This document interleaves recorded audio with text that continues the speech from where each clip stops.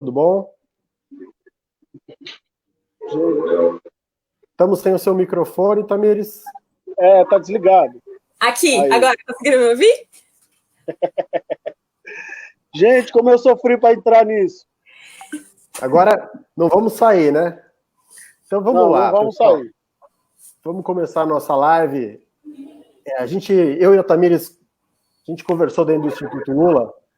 A FGV está prevendo que o desemprego para o Brasil deve chegar aos 18% esse ano. E nem posso falar que é uma previsão muito catastrofista. E mais, esse desemprego vai vir aliado a uma profunda recessão e uma recuperação incerta. Em São Paulo, a situação ainda é pior. Tem previsões já apontando para 23% de desemprego.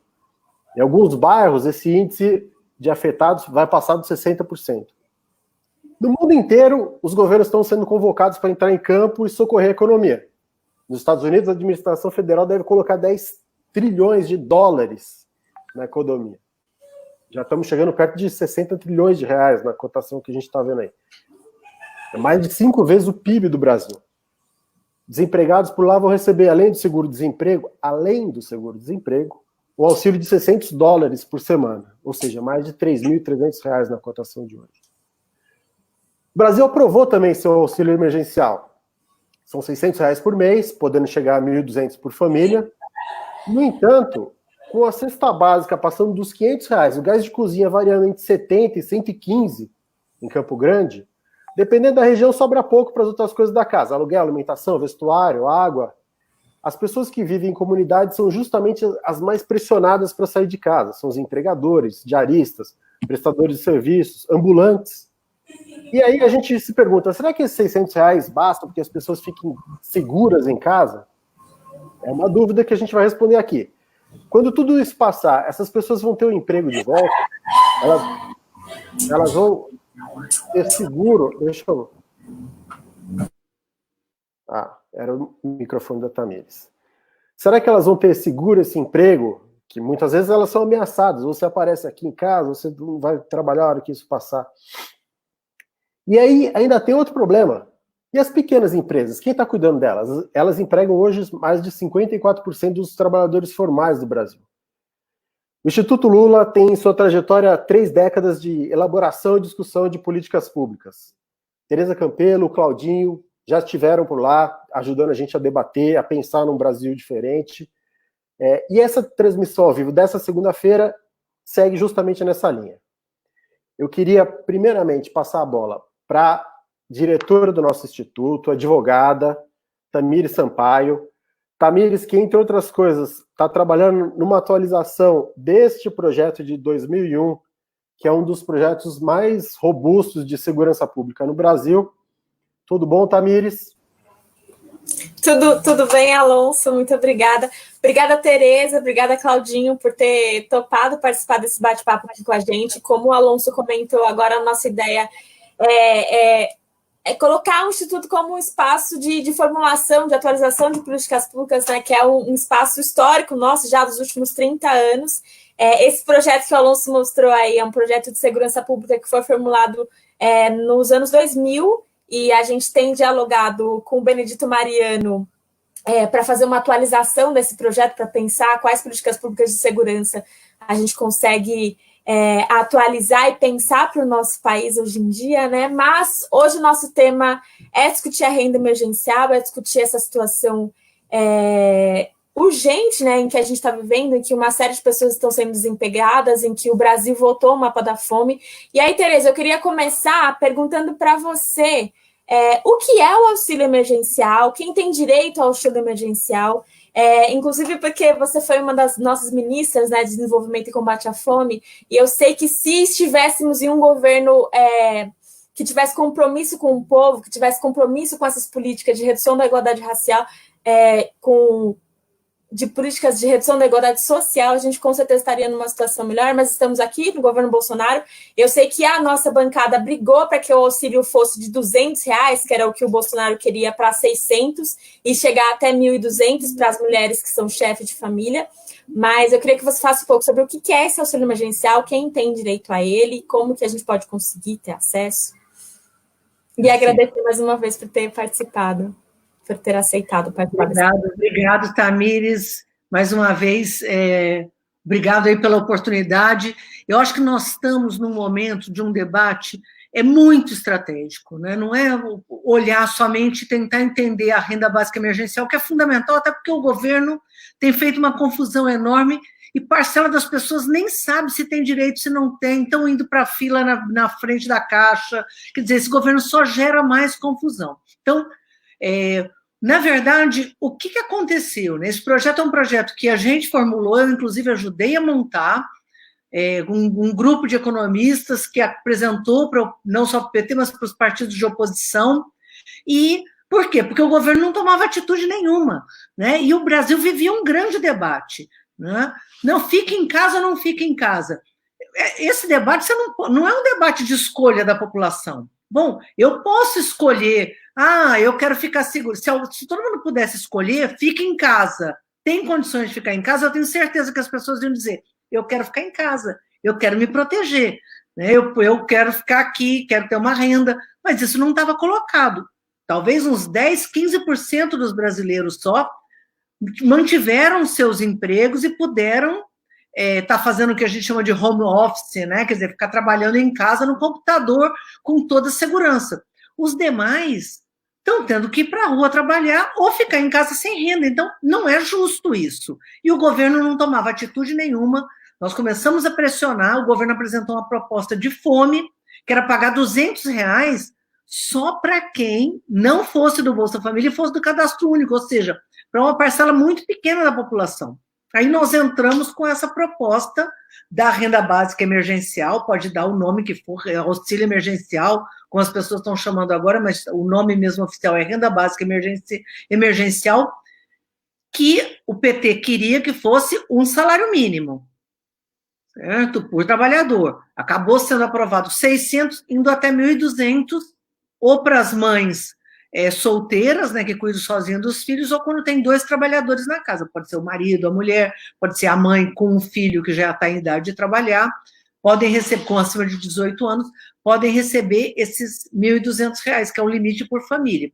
Quem que tem direito? Todo mundo que é do Bolsa Família tem direito, em vez de receber o Bolsa Família, que era só um complemento, vai receber este valor, e, portanto, a grande maioria que são mães vão receber os 1.200. Quem é do Cadastro Único e não é do Bolsa Família também tem direito. Aquele trabalhador informal, né, a gente chama de várias coisas também, informal, o autônomo, ou por conta própria, tem direito também, certo? Acima de 18 anos, né, que não esteja com carteira assinada, que é exatamente esse caso do autônomo. Quem está desempregado e já não está recebendo seguro-desemprego também tem direito, e o microempreendedor individual. Então, a nossa ideia era tentar cobrir todo esse público que a gente chama de informais, né? Depois a gente podia falar um pouquinho mais, porque o PT apresentou proposta, na verdade, para 3 grandes públicos. Esses informais, que é Bolsa Família, Cadastro Único, que eu acabei de falar, que é o Renda Básica Emergencial, para os assalariados, que estão completamente desassistidos nesse momento no Brasil, ameaçados de serem mandados embora, muita gente sendo mandada embora, e para os microempresários, que nós também apresentamos proposta. Então, nesse primeiro momento, a pergunta, né, Tamires, quem tem direito? É esse público, Bolsa Família, quem é do cadastro, quem é informal, quem está desempregado, microempreendedor individual, e eu acho que a grande questão é essa, a pessoa tem que ter o direito de ficar em casa, né? Lembrando sempre que tudo que as pessoas estão falando, esse governo está falando para a classe média. Fique em casa, passe álcool gel. Eu acho que o Claudinho pode até nos ajudar muito a desmistificar esse discurso, porque é um discurso voltado para um público que pode ficar em casa, que tem espaço na casa, que tem álcool gel. Agora, nós precisamos orientar a população pobre, que está sem dinheiro, que não tem poupança, que não tinha o dinheiro, o de pouco dinheiro que tinha, já gastou, e batendo na porta da caixa desesperado, porque ainda não sabe direito se vai receber, se não vai. Tem uma parcela da população que já recebeu e tem uma outra que está a descoberto. Legal, Tereza, obrigado.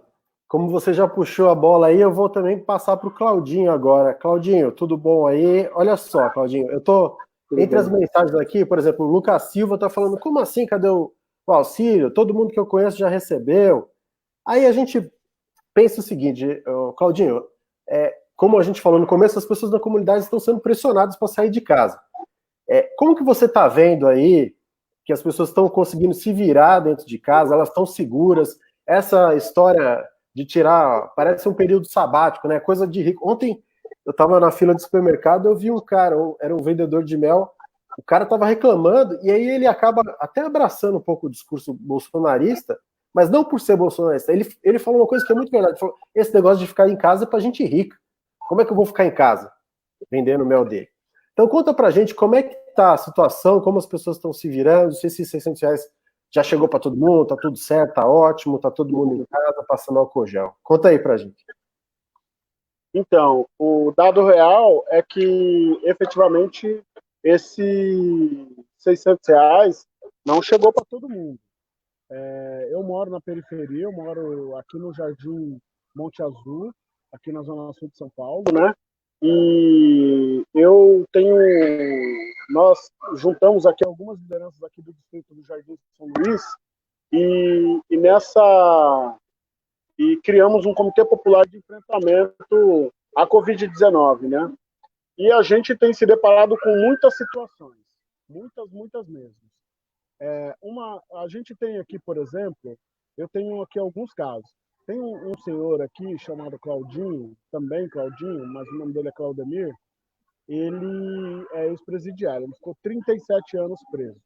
Esse senhor, ele não tem reservista, ele tem 62 anos de idade, ele não tem reservista, ele não tem CPF, ele não tem título de eleitor e, portanto, ele não recebeu o auxílio emergencial. E, para complicar ainda mais a situação, o Claudinho não consegue tirar o título de eleitor, nem reservista e nem o CPF. Por quê? Porque ele não consegue acessar esse serviço, estão todos fechados. Eu mesmo fui com ele, pessoalmente, na Justiça Eleitoral aqui da região, e a gente não conseguiu ser atendido, mesmo tendo feito um pedido de atendimento de emergência. Tem um outro menino que é mais jovem, deve ter uns 25 anos, chama Alan, que está na mesma situação, ex-presidiário, ele não lembra o número do CPF dele e ele não consegue acessar o auxílio emergencial porque ele não tem isso. E eu tenho mais um caso, esse é bem emblemático.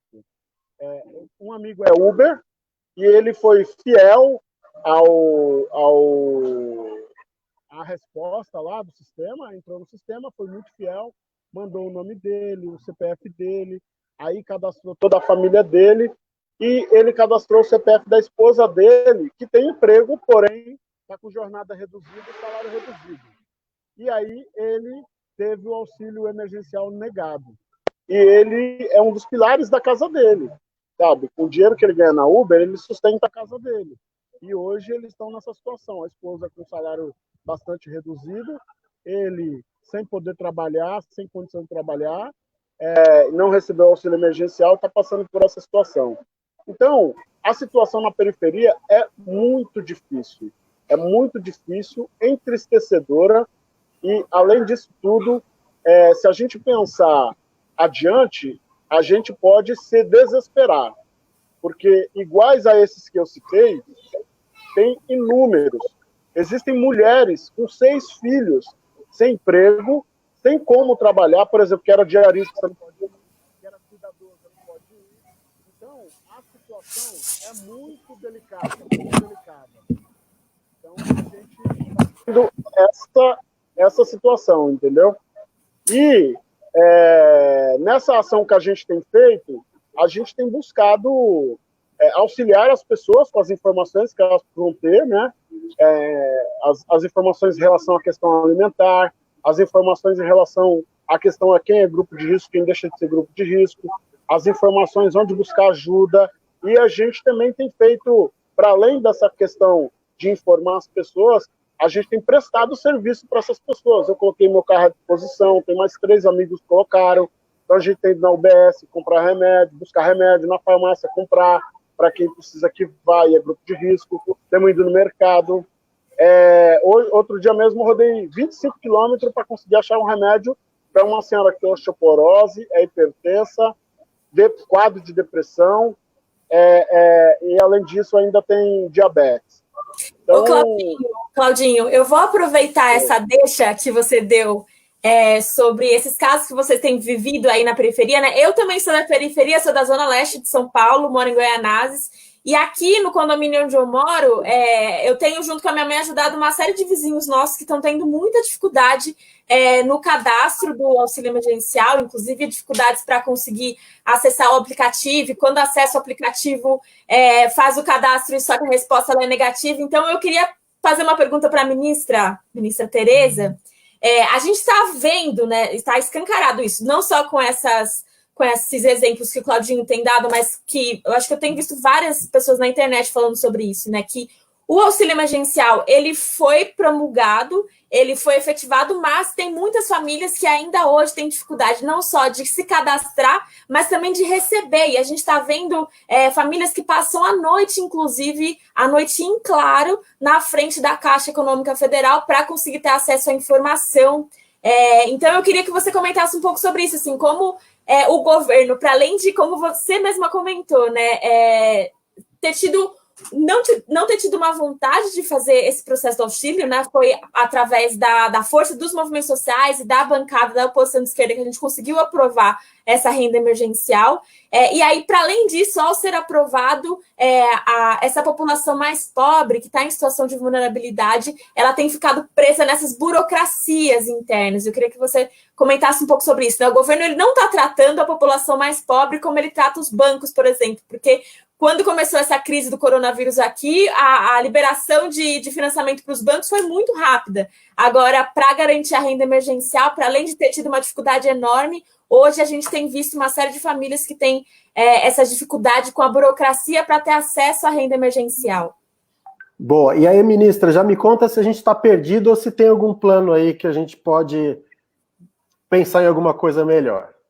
Olha só, nós já aprovamos essa renda básica emergencial, a gente já fez aniversário, entendeu? Agora, de fato, pelas últimas informações que a gente conseguiu, que também é um problema, né? Você ter acesso à informação do que está acontecendo é uma dificuldade gigantesca, até para avaliar, né, como que está a situação, até para a oposição poder criticar, exigir providências. Então, a gente está tendo muita dificuldade de acesso. Pelo que a gente sabe, uma parcela da população já, de fato, recebeu, que são aqueles do Bolsa Família, que era só pagar, né, ao invés de pagar o Bolsa Família, pagar essa renda, então nem vale para discutir, demoraram quase um mês para pagar o próprio público do Bolsa Família.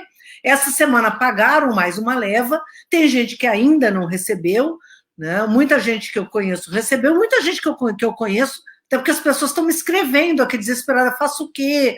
É muita dificuldade de acesso à informação. E o governo, primeiro que ele não queria pagar mesmo, para mim está comprovado isso, eles estão pagando porque eles foram obrigados, né? E por que eles atrasaram tanto? Atrasaram tanto porque o plano deles não é manter as pessoas em casa, gente. O plano deles vai para a rua. Qual que é a orientação que esse governo está dando com o presidente saindo, fazendo manifestação, toda a base do bolsonarista, chamando a população para ir trabalhar, e as pessoas sem renda em casa. Então, a orientação do governo não era resolver o problema de renda da população, que quer ficar em casa, mas precisa dessa segurança para ter o que comer, né? Nós estamos falando de um dinheiro que é um dinheiro elementar, pequeno, que está dando, mal está dando para as pessoas pagarem a dívida do armazém, né? Porque elas ficaram quase um mês sem dinheiro, aí, portanto, compraram, se endividaram, compraram na cadernetinha na venda da esquina, né? E assim por diante. Então, estão praticamente pagando a comida que comeram durante o mês. Tem gente que não recebeu ainda. Qual é o problema? O problema é que o governo fez uma coisa quadrada, engessada. Tinha que ter falado com os prefeitos, tinha que ter falado com o secretário de assistência. Tem gente que está dizendo assim, foi errado fazer um aplicativo. Eu não acho que foi errado fazer um aplicativo, acho que foi certo. Tem muita gente no Brasil que tem telefone celular e podia, ao invés de ir no CRAS, ao invés de pedir ajuda, fazer pelo aplicativo. Mas tem gente que não tem o aplicativo, tem gente que não tem CPF. Então, esse era um momento de dar esse crédito confiar na população pobre que está em situação de desespero. Nós não estamos tratando de um momento qualquer, nós estamos tratando de uma crise sanitária que o mundo nunca viu. Então, todos os países estão fazendo a mesma coisa, passando dinheiro para as pessoas. O Alonso comentou dos Estados Unidos, aqui na Inglaterra é 1.200 pounds, multiplica por 6, entendeu? Dá 7 mil reais que eles estão passando para as pessoas, para os microempresários, para os trabalhadores, para quê? É lógico que o Brasil não é a Inglaterra, mas assim, todo mundo está dando um jeito de fazer e depois vai conferir. O governo não resolveu criar um monte de burocracia porque não confia na população pobre, acha que as pessoas vão fraudar o sistema. Então, cria um monte de detalhe técnico para impedir que as pessoas acessem. Gente, tem que pagar, as pessoas estão passando fome, é disso que nós tratamos. Como você citou, o diarista, o autônomo, a pessoa que vendia comida no ponto de ônibus onde não tem mais nem gente, nem pode ir. Nós não queremos que essas pessoas saiam de casa. E nós não queremos também que o trabalhador, não só o informal, o trabalhador também não pode sair de casa. E o governo fez uma medida que é uma medida criminosa na nossa avaliação, né? Perguntando agora o que nós temos que fazer. A gente apresentou um outro projeto, porque o governo apresentou um projeto para quem é assalariado, que é o seguinte: a empresa pode reduzir o salário e reduzir jornada de trabalho. Gente, que doideira é essa? Que reduzir jornada de trabalho é para a pessoa ficar em casa, não é para trabalhar menos horas. Se ela sair de casa, se ela pegar um ônibus, se ela pegar um trem, se ela pegar um metrô, ela já vai estar correndo risco, ela vai estar sendo infectada, ela vai estar infectando outras pessoas. Então, a orientação é ficar em casa, distanciamento social o máximo possível. E o governo não está ajudando. Então, nós apresentamos um projeto, que é um projeto que garante para todo mundo que ganha até 3 salários mínimos que seja pago, e para quem ganha mais que isso, que o governo pague até 3 salários mínimos e a empresa, né, pague a diferença quando for o caso. Então, se for micro e pequena empresa, ela vai receber, e a grande também vai receber uma linha de crédito para poder ajudar a gente a pagar. Mas até 3 salários mínimos, o governo pagar. Por quê?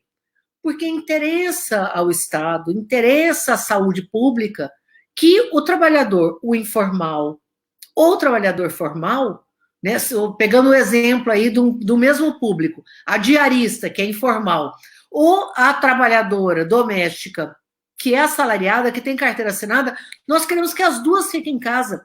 E as duas estão correndo risco. Por quê? Porque a diarista deixou de receber e, portanto, está numa situação desesperadora, e essa trabalhadora doméstica que tem carteira assinada, a patroa está ou dizendo que ela vai ser demitida ou obrigando ela a trabalhar. Então, é o pior dos mundos que a população pobre está vivendo, e é por isso que nós estamos apresentando esse conjunto de propostas, inclusive garantindo, né, o pagamento, para garantir o pagamento dos salários e para garantir um crédito, né, muito facilitado para esse empreendedor que tem um trabalhador assalariado. Para não demitir ninguém. Essa é a palavra de ordem, Alonso. Ninguém demite ninguém. É o nome, inclusive, da nossa proposta. É isso aí. É o que você falou, o diálogo, evitar criar um bicho de 7 cabeças que depois ninguém consegue domar. E para provar isso, eu tenho que, lendo alguns comentários aqui que o pessoal está mandando, ó, a Raquel Monteiro: fiz no dia 7 de abril o cadastro, recebi a resposta que teria que refazer o pedido. Eu até tento, mas não consigo registrar na minha composição familiar. Somos 4 pessoas e dá erro no app. Cacau Chaves: conheço pessoas que receberam, mas só as que já estavam no CAD único, no cadastro único, que foi organizado, já existia antes, mas foi organizado no governo Lula. Quem não estava e solicitou, nenhuma conseguiu. A Cacau Chaves continua: só sei que eu não tenho direito, moro sozinho, eu pago aluguel, eu trabalho em regime temporário, e ao final do meu contrato, junho, estarei no fim da picada. Desespero define. Nobim 8K: esse auxílio tá igual a pé de cobra. Aparecida CG: todo mundo já recebeu uma vírgula, eu continuo a análise e não recebi nada. Cleise Guedes: sou autônoma, não tenho filhos e a situação já está difícil. Imagina para as famílias. Então, assim, só para a gente deixar um pouco a fala do pessoal que está assistindo a gente contar. Claudinho, também teve um comentário aqui que o seu som estava meio baixo. Então vamos ver se... Melhorou? Abaixo ainda. Fala aí de novo, vamos ver. Vamos ver. Deixa eu ver se eu aumento aqui. Se falar pertinho, já melhora. Sabe o que eu queria, Claudinho? Que você também contasse para a gente o que é o Comitê Popular de Enfrentamento ao Covid-19. Ah, legal. Então, quando a gente se viu a gente se deparou nessa situação de ter que ficar todo mundo em casa, muitas pessoas, especialmente as pessoas negras, têm muitas doenças que não podem se expor ao vírus, que podem agravar, né, a contaminação, agravar o vírus, agravar a situação de saúde das pessoas e tal.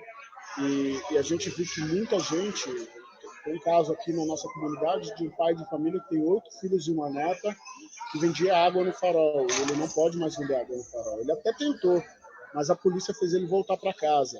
A gente resolveu tomar alguma medida, a gente que tem uma ação para fora da comunidade, né? A gente que tem uma rede de relacionamento para fora da comunidade, resolveu se juntar para poder, de alguma forma, oferecer algum caminho de amparo para essas pessoas, né?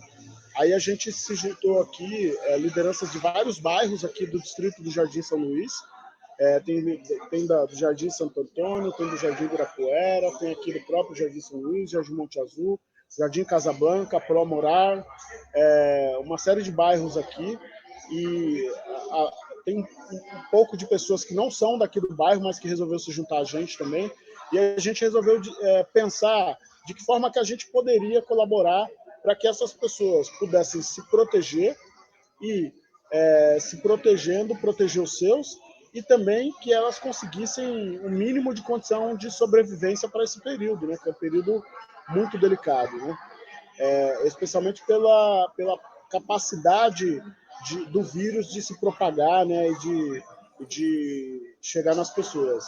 E aí a gente virtualmente se reuniu, conversamos, tiramos uma série de medidas e estamos desenvolvendo elas. Entre essas medidas está prestar serviço de ir ao UBS, ir à farmácia, ir ao mercado, ir à padaria, à mercearia, para essas pessoas, né? Tem também, a gente tem feito alguns materiais de divulgação de caminhos que podem ser feitos para as pessoas poderem se proteger mais, como a questão alimentar, uma série de outras questões, né? Então a gente tem feito isso em casa e tem mandado para as pessoas tomar chá de erva doce, tem pedido para as pessoas se alimentarem bem, tem pedido para as pessoas se cuidarem e manterem e colaborarem para que a sua imunidade esteja alta, né, para poder, se caso o vírus chegar, conseguir enfrentar e combater. E também estamos fazendo ações de busca por alimentação para essas pessoas, né? Hoje mesmo a gente está desenvolvendo uma ação aqui, um doador exigiu que fosse hoje, a gente tinha esse compromisso aqui, eu não queria desmarcar, e a gente está aqui na comunidade hoje entregando 350 cestas básicas para famílias aqui. 70% dessas famílias estão desempregadas, né? Eu diria que 80% são famílias lideradas por mulheres, né? Mães solteiras que se viram para poder sustentar. Boa parte delas empregadas domésticas, autônomas ou diaristas, né? Pessoas que trabalham praticamente por conta própria e que estão com essa situação de emergência aí alimentar. Então, a gente está tentando fazer da melhor forma, estamos fazendo as pessoas respeitarem o espaço de 1 metro, 1,5 metro de distância, estamos conseguindo aí ajudar essas pessoas. Nós já ajudamos mais de 150 famílias, hoje nós estamos ajudando mais 350 famílias e estamos tocando a vida e enfrentando o vírus. Tem algumas coisas que nos assustam, né? A gente está no aguardo de uma medida que possa considerar favelas e aglomerados urbanos nas estratégias de políticas públicas para poder enfrentar a Covid-19. Até agora a gente não percebeu isso. A gente gostaria muito, inclusive, que a esquerda pudesse puxar esse debate. A gente precisa pensar como que, por exemplo, num lugar que tem muitas famílias amontoadas, eu tenho uma pessoa que mora parede com parede comigo que está com Covid-19.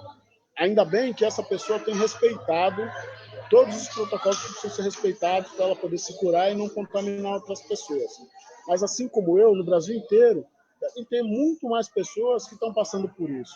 Como que a gente vai enfrentar isso? Como que o poder público vai enfrentar isso? Eu acho que isso é uma tarefa de pensar um plano para enfrentar a Covid-19 nas favelas e grandes aglomerados urbanos, é uma tarefa do poder público, especialmente daquelas que têm compromisso com o povo.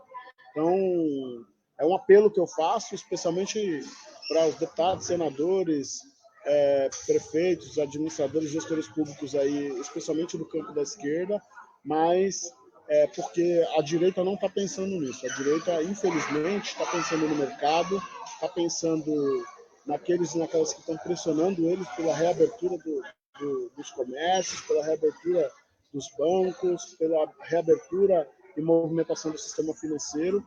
E a gente sabe que, nesse momento, o que a gente está tentando fazer é preservar vidas, né? E isso é muito caro para a gente. As nossas vidas são muito caras para a gente, né? Boa, Claudinho. A gente vê que não dá para ficar parado. Se o governo tivesse, de repente, fazendo um trabalho um pouco diferente, Claudinho e as pessoas na comunidade iam ter menos trabalho. Queria agradecer, em primeiro lugar, ao DCM, que está fazendo essa transmissão junto com a gente, que foi ótimo. A gente está com vários parceiros no Facebook, a gente chegou a ter 3.000 pessoas online ao mesmo tempo, agora há pouco. Então, eu vou agradecer aos nossos parceiros que estão em transmissão cruzada com a gente. O Lula Oficial, Presidenta Dilma Rousseff, Fernando Haddad, Comitê Lula Livre, o MAB, Movimento dos Atingidos por Barragens, a Frente Brasil Popular, PT no Senado, PT na Câmara e a CUT importantíssima. Quem também está assistindo a gente é a Clara Ante, que já foi diretora do Instituto, e ela mandou uma pergunta para a Tereza. Tamires, você está com a pergunta da Clara Ante aí?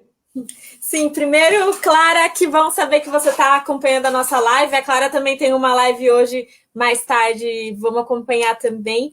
Tereza, ministra, a Clara Ante, ela pediu para perguntar para a senhora se a gente tem como comparar o montante que o governo cedeu para os bancos em relação à quantidade que ele tem financiado para garantir as políticas públicas de inclusão social, inclusive o auxílio, para a gente ter uma noção se o governo federal está conseguindo, inclusive, contribuir mais com os bancos, mais com o sistema financeiro, do que com a população mais pobre, porque a quantia que ele liberou já no começo foi muito alta e foi muito rápida, né? Como a gente sabe. Agora, para garantir as políticas públicas de inclusão social, não só a renda básica emergencial, mas outras políticas públicas que poderiam ter sido feitas, ele demorou muito e teve que ter muita luta da oposição, dos movimentos sociais. Então, agradecer primeiro a pergunta da Clara e aí ver se você pode responder.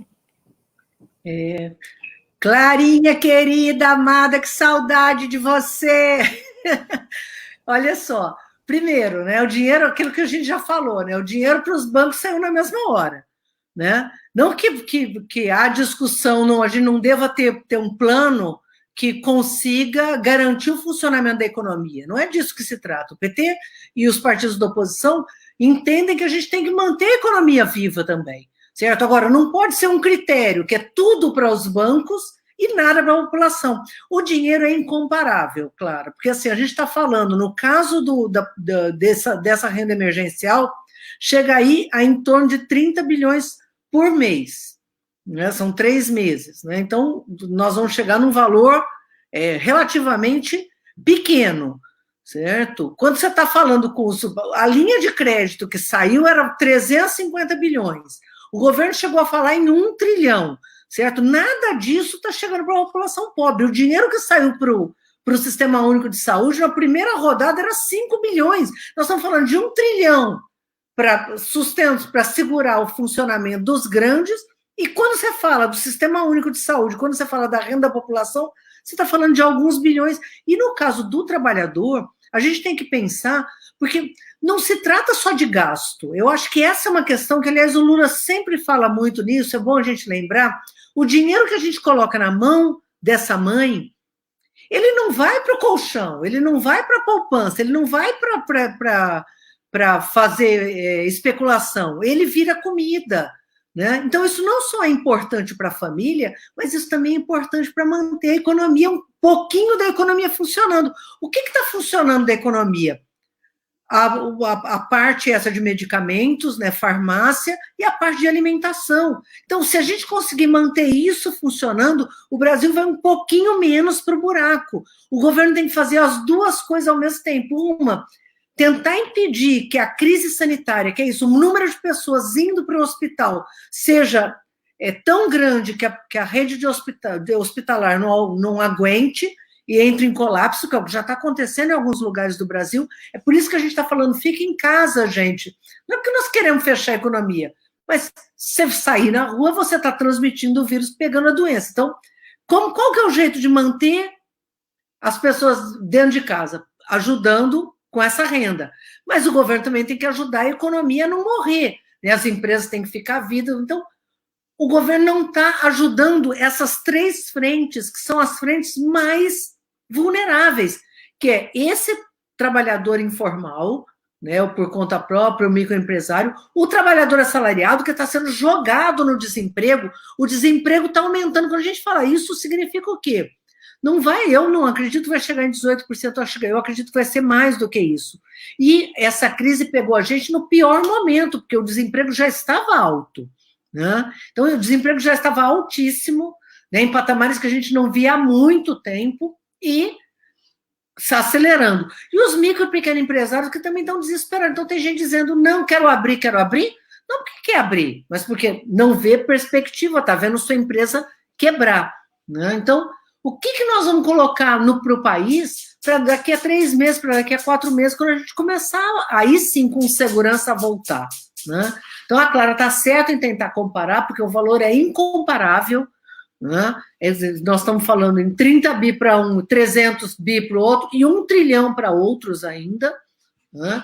E para a rede de saúde, o dinheiro contado no conta-gotas, e o governo alegando que não tem problema de como fazer a alocação de recursos. Não é hora de discutir isso.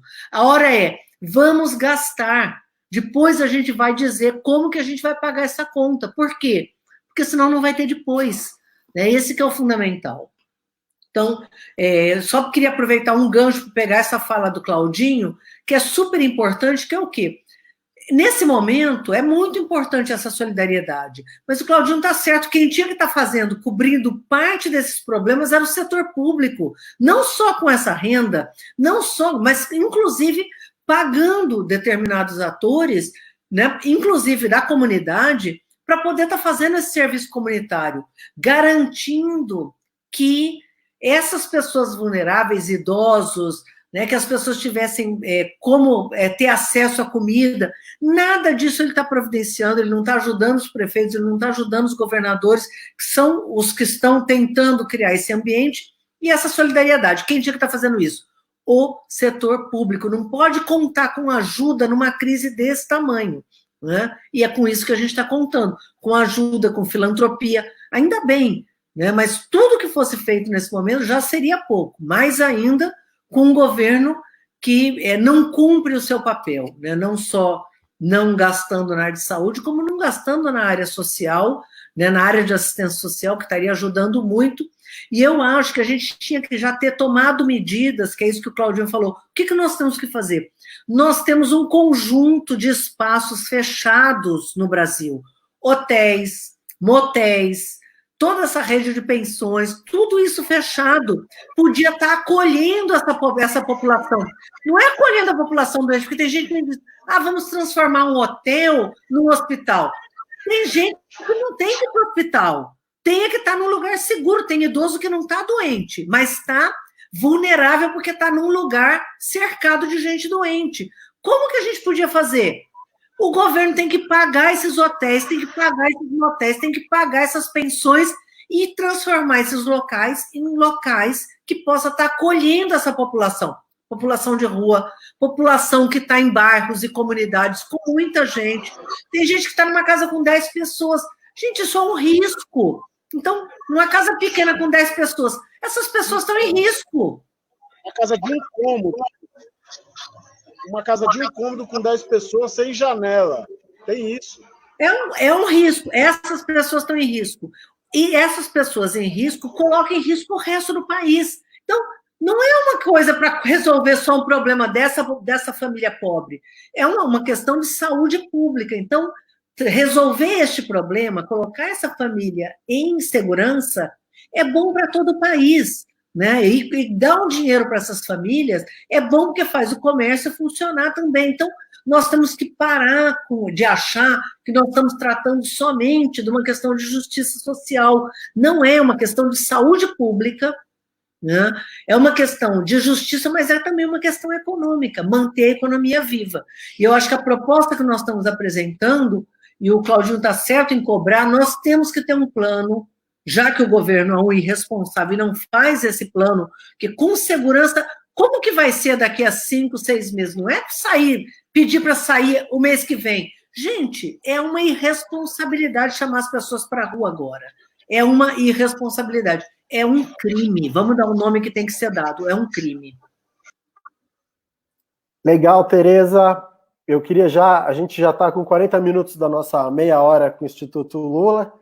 Então, eu queria começar agradecendo vocês, agradecendo ao Claudinho. É muito bacana ver vocês trocando essa bola aqui, até porque, como a gente viu há muito tempo, mas nesse final de semana teve várias matérias, como a nossa voz está sendo censurada pela esquerda. Às vezes você vai assistir Jornal Nacional, as vozes de esquerda que eles ouvem é o Rodrigo Maia, o Amoedo. Né? Eles escolheram uma esquerda nova aí, deles próprios. Então, por isso a parceria com o DCM é tão importante. Volto a agradecer o DCM, os parceiros que estão junto com a gente. E eu queria já chamar o Claudinho para começar a fazer as considerações finais para a gente se despedir aqui, Claudinho. E tem gente aqui, eu estou vendo nos comentários, muita gente estranhando o horário da live no DCM. Normalmente o DCM não tem esse horário, eles aceitaram fazer uma parceria com a gente, e a gente exatamente está estreando esse programa às 15 horas, chama Meia Hora com o Instituto Lula. Vamos ver o que vai acontecer no futuro. Claudinho, por favor, vamos ouvir suas considerações finais aqui, para a gente começar a se despedir. Estão me ouvindo, Afonso? Tá um pouquinho, eu acho que tá longe o microfone da sua boca, eu não sei, tá um pouquinho baixo. Melhorou? Melhorou. Tá.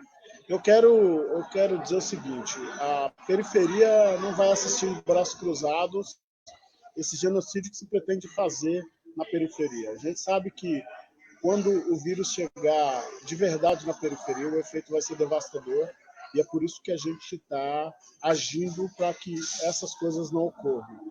E nós estamos tomando todos os cuidados possíveis, mas a gente sabe que a gente que tem um pouco mais de informação, a gente precisa agir e colaborar para que essa informação que a gente tem, ela passe para outras pessoas e a gente faça que isso circule entre todos nós para que a gente possa tomar os devidos cuidados. É muito triste assistir o nosso governo nesse momento. O ministro Mandetta chegou a falar em negociar com milícias e o crime organizado, mas em nenhum momento eles falaram em negociar com os movimentos sociais, os movimentos populares, com as lideranças sociais e populares das periferias. E isso é um absurdo. Veja que cúmulo nós chegamos. Nós temos um governo que considera a milícia instituição, mas não respeita movimentos sociais e movimentos populares. Então, é esse o nível que a gente chegou nesse país. Eu quero agradecer o Instituto Lula, o DCM, o 247, todos os parceiros dessa live. É fundamental esse movimento de reflexão, diálogo, pensamento de saídas, pensamento de caminhos que a gente possa estar fazendo para poder alcançar o bem comum, né? Salvar vidas. Cada uma dessas vidas importa muito. A gente não quer salvar uma vida, a gente quer salvar todas as vidas, inclusive das pessoas que se opõem às nossas ideias. A gente nem quer salvar a vida deles, porque a gente acha que é mais saudável poder discutir com eles, né? Poder discutir, pensar o país, refletindo a partir do nosso ponto de vista, do ponto de vista deles também. E eu quero parabenizar vocês e agradecer o convite, agradecer a Tamires, essa mulher negra fundamental, importantíssima para a gente, importantíssima para as mulheres negras do Brasil e oxalá do mundo. agradecer o Alonso, agradecer a Ministra Tereza, da qual eu sou muito fã, para mim é um prazer, é uma satisfação enorme poder estar participando dessa reflexão aqui com a senhora, ministra, porque a senhora tem uma história de construção política importantíssima, com certeza a tua atuação política, a atuação como gestora pública salvou muitas vidas nesse Brasil afora, e eu costumo dizer que é o seguinte, se a gente salvar uma vida já está valendo, então como a senhora salvou milhares, está valendo milhares de vezes para a senhora. Muito obrigado, Tamires, muito obrigado, ministra Tereza, muito obrigado, Alonso, muito obrigado a todos e todas que nos assistiram aqui. Estamos juntos, vamos continuar enfrentando, vamos continuar essa fronteira de enfrentamento das desigualdades e a gente vai vencer a Covid-19. A gente vai vencer, se o governo não colaborar, a gente vai vencer com as nossas forças, com o nosso empenho e com tudo que a gente construiu de bom nesse país, com todas essas ações que a gente tem feito aí. Eu estou vendo no Brasil afora um monte de ações sendo feitas, isso está lindo, está maravilhoso. E o povo brasileiro tem essa característica, né? A gente se supera, a gente vence as batalhas e estamos juntos. Um beijo no coração de cada um de vocês, de cada uma de vocês. Obrigada, Claudinho, por ter aceitado participar desse bate-papo. Você tem feito um trabalho fundamental aí na Zona Sul e aqui em São Paulo, e é um trabalho que não começa de agora. E já é um parceiro, inclusive, histórico do Instituto, né? Já participou de várias atividades com a gente, de bate-papos em diálogos não só do movimento negro, mas do movimento de juventude, de cultura periférica. Então, parabéns pela atuação aí no Comitê Popular para ajudar as famílias, né, que estão em situação de vulnerabilidade aí na região da Zona Sul. Ministra, eu quero agradecer muito você ter topado também participar desse bate-papo. Como o Claudinho falou, você é uma referência para a gente nessa área, salvou milhares de vidas. Com certeza, se fosse um projeto democrático popular, né, se a gente tivesse um governo de esquerda passando por esse momento, as ações e as políticas do governo seriam completamente diferentes. E aí eu queria convidar a senhora também para fazer as considerações finais e agradecer muito por ter topado participar desse bate-papo aqui com a gente. Obrigado você, Tamires, Alonso, Claudinho, querido, com palavras tão generosas. Olha só, gente, esse governo, na verdade, está lavando as mãos. Ele acha que fez esse forçado, está pagando esses R$600 e que com isso está resolvido o problema. Não, não está resolvido. Não está resolvido. Aliás, nem começou a ser resolvido. Tem muita coisa a ser feita e ele está lá, lavando as mãos na política, né? Quando, na verdade, tinha que estar ajudando a população não só a lavar as mãos, mas a ter comida em casa. Então, graças a pessoas que não estão aceitando, né, fazer essa mesma coisa, que é se descomprometer, né, com o povo, como o Claudinho, como tantos outros atores que estão vendo o desespero da população e tentando atuar, né? Eu acho que é super importante, de repente a gente podia até conversar depois, Claudinho, para tentar pensar esse projeto, do que mais a gente fazer, de como se articular, porque eu acho que nós temos que fazer a mesma coisa que nós fizemos com renda básica emergencial, botar na rua e dizer, é isso que tem que fazer, aí eles saíram correndo e foram fazer. Agora nós temos que dizer, tem que pagar o salário, agora nós temos que dizer, tem que pagar os hotéis e botar a população que está em risco, que está em áreas de comunidade, em áreas de favela, né, situação de risco real. Não é só quem tem que estar doente que tem que estar sendo removida. Né? Então, acho que tem muita coisa a ser feita. Na periferia de São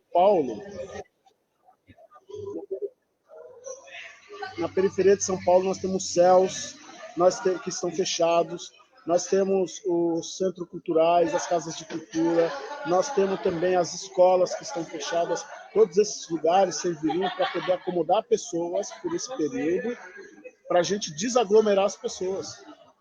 Mas desculpa interromper a sua raciocínio. Não, imagina, mas é essa a ideia mesmo. Assim, existem um conjunto de coisas, não é uma coisa só que resolve um problema tão complexo como esse. Tem que ser várias soluções, inclusive para o renda básica emergencial. Eles foram lá, não escutaram a comunidade, não escutaram os prefeitos, saíram fazendo coisas da cabeça dele. Então, nós temos um leque enorme de alternativas que tem que estar sendo implementadas todas, e mesmo assim vai ser pouco.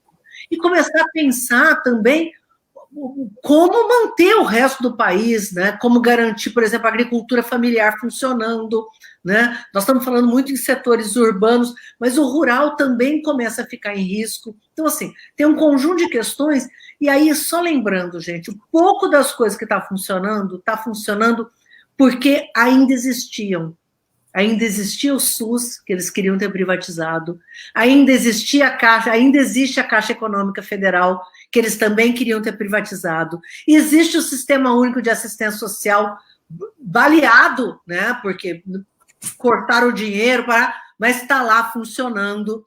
Existem o Cadastro Único que nós deixamos pronto, né?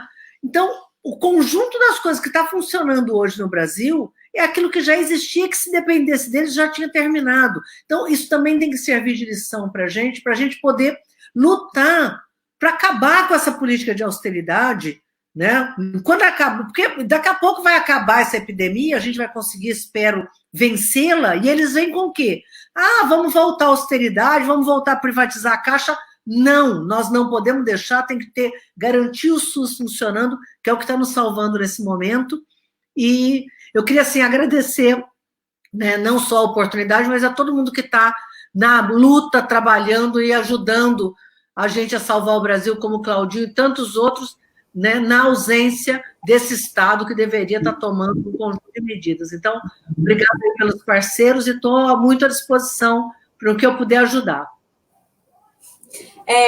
Eu quero novamente agradecer ao Claudinho e à ministra Tereza por ter topado participar desse bate-papo. Como o Alonso comentou, esse é um primeiro programa nosso, né, essa primeira edição do Meia Hora com o Instituto Lula. A ideia é que a gente faça debates para discutir temas que são importantes em relação ao país, né, para discutir políticas públicas, para pensar o que a gente poderia estar atuando, né, quais são as políticas públicas que poderiam estar sendo implementadas, não só durante agora esse processo da pandemia, do coronavírus, mas para pensar a segurança pública, o combate à fome, redução da desigualdade, combate ao racismo. Então, a ideia é que esse espaço, essa meia hora com o Instituto, ela seja um espaço permanente de discussão, não só com os nossos ex-ministros, né, com a rede que a gente tem de intelectuais, de gestores, mas também com as lideranças populares, porque a gente acredita que o processo de formulação de políticas públicas, ele precisa passar pelos intelectuais, pelos formuladores disso, mas também pela base, pelas lideranças políticas, pelas lideranças da periferia. Eu quero novamente agradecer a página oficial do presidente Lula, da presidenta Dilma Rousseff, do Fernando Haddad, o Comitê Lula Livre, o PT no Senado e o PT na Câmara, a Frente Brasil Popular, o MAB e a CUT, que estão retransmitindo esse debate aqui com a gente também. E dizer que esse é o primeiro bate-papo novamente, que a gente vai continuar. Espero que as pessoas que estão acompanhando a gente aqui online acompanhem as próximas vezes. Agradecer a Clara, que é a nossa conselheira do Instituto Lula, que além de acompanhar o nosso bate-papo aqui também participou do debate, né, perguntando, e dizer que a gente se vê aí numa próxima. A gente ainda está pensando qual que vai ser a periodicidade desse bate-papo aqui, mas com certeza terão outras vezes, e vocês são responsáveis pelo sucesso, garanto, desse nosso bate-papo de hoje. Então, muito obrigada. Só um final, né, que eu queria comentar, que a gente não falou disso hoje, né, mas o coronavírus, ele já tem mais de 60 mil casos confirmados, já passou de 4.300 mortes aqui no Brasil, e sem pensar na subnotificação. Então, é muito importante essas iniciativas de solidariedade que têm acontecido na periferia para tentar amenizar o risco, mas, como a ministra Tereza comentou, o governo federal, o governo estadual, o governo municipal, enfim, o poder público como um todo tem uma responsabilidade enorme para garantir não só que essa contaminação ela não se aumente mais, e as pessoas que estão em situação de vulnerabilidade, os trabalhadores que precisam ir trabalhar, os trabalhadores da saúde, que são desse trabalho, que são considerados, enfim, que não podem parar nesse momento. Então, garantir os equipamentos de proteção individual, garantir a renda emergencial, e não só a renda emergencial, mas outras políticas públicas para que as pessoas e as famílias que estão em situação de vulnerabilidade consigam ficar em isolamento, porque não adianta a gente ficar em isolamento passando fome, né? Que é parte do que o Claudinho estava relatando aqui para a gente, né? Os R$600 não são suficientes para essas famílias da periferia, e é importante que a gente faça não só essa discussão, mas que lute, como tanto a Tereza quanto o Claudinho comentou, para que essas políticas públicas sejam implementadas, para que a gente consiga superar esse momento de crise que o país vem vivendo, mas também entender que esse momento de crise, ele faz parte de um projeto político que vem implementado desde o golpe que a presidenta Dilma sofreu.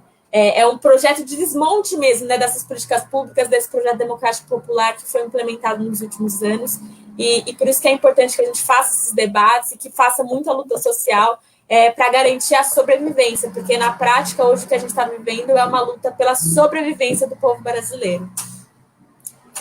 É isso, obrigada e nos vemos na próxima. Obrigado a todo mundo, obrigado DCM, sigam a gente nas redes do Instituto Lula também, institutolula.org é o nosso site. Beijo, até mais.